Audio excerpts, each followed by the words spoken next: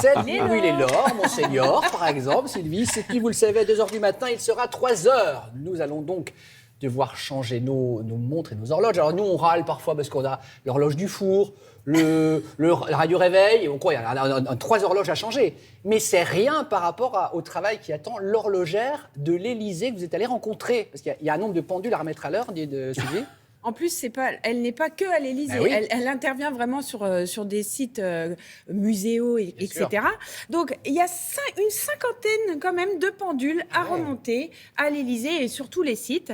Alors, tous les mardis, Johanna Arvo, qui est horlogère de père en fille et même de grand-père en petite fille, fait le tour des pendules comme ça de l'Élysée. Alors, elle écoute, elle remonte, elle fait sonner. Elle voit si ça fonctionne, s'il y a quelque chose qui ne va pas. Il n'y a pas d'horloge à pile, hein. C'est à l'ancienne, avec la clé. Elle l'ouvre, elle sort la pièce et puis ça va dans l'atelier. Enfin voilà, et en plus, elle a Hugo qui la suivait là, le jour où on était là, pour vraiment transmettre. Donc c'est une super belle histoire. C'est une belle histoire de patrimoine. C'est une belle histoire d'hommes et de femmes aussi. Et on a trouvé que c'est une belle illustration pour expliquer ce passage, ce changement d'heure. Exactement. Et alors, petite surprise, c'est que quand on est arrivé à l'Élysée pour tourner et suivre Johanna, eh bien, nous avons eu accès au bureau du président de la République. Non. Si, monsieur. Exclu Télématin. Messieurs, oui. Oh là là. On regarde ? Bah oui. Allez. Donc ici dans le bureau, on a 2 pendules. D'accord. Une pendule sur la cheminée et une pendule sur le bureau. Ce qui est très important sur celle-ci, on remonte les 2 carrés de remontage. Et ensuite, on la met à l'heure.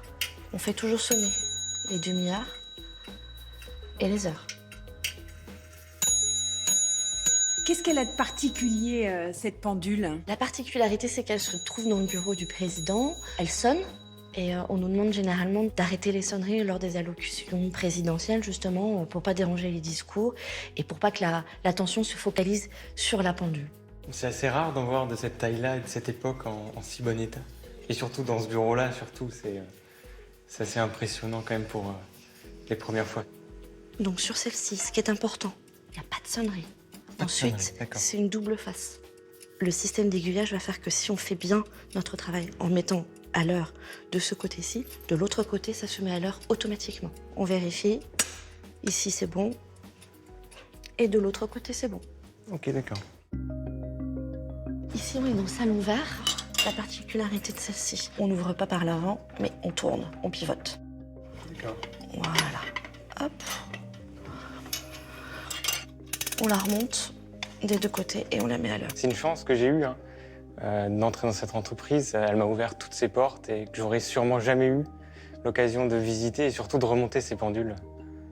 On est tellement sur le monde du travail qu'il faut revenir au métier manuel.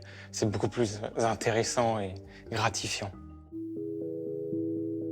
Cette pendule est vraiment exceptionnelle parce que, en fait, on voit pas que c'est une pendule, on a l'impression que c'est simplement un vase. Or, ce vase, en fait, c'est une pendule avec des cadrans circulaires. Ce sont 2 disques qui tournent simultanément pour donner l'heure. Et qu'est-ce qui donne l'heure ? C'est non pas les aiguilles, mais en fait, c'est le bout de la corne du bélier qui se trouve de l'autre côté. Nous, notre travail, c'est véritablement que tout le patrimoine horloger français soit conservé dans le meilleur état qu'il puisse être. Donc nous, on fait de la conservation et de la restauration. Celle-ci, le remontage se fait par l'arrière.